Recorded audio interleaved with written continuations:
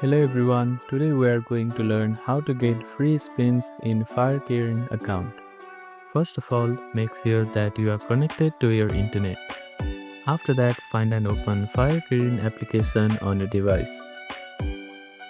Now, on this field, you need to type in your username, and on the second field, type in a password. After that, you can click on Remember Me icon so that your account information will be saved.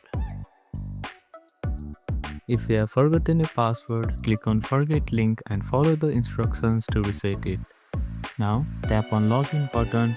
After you have been logged into your account, you will see a spinning wheel which is at the bottom left corner of your screen. Simply tap on it and you can get a free spin from here. So that is how you can get a free spins in FireKirin account. Thank you for watching this video. Please do not forget to like, share and subscribe to our channel and comment down if you have any queries.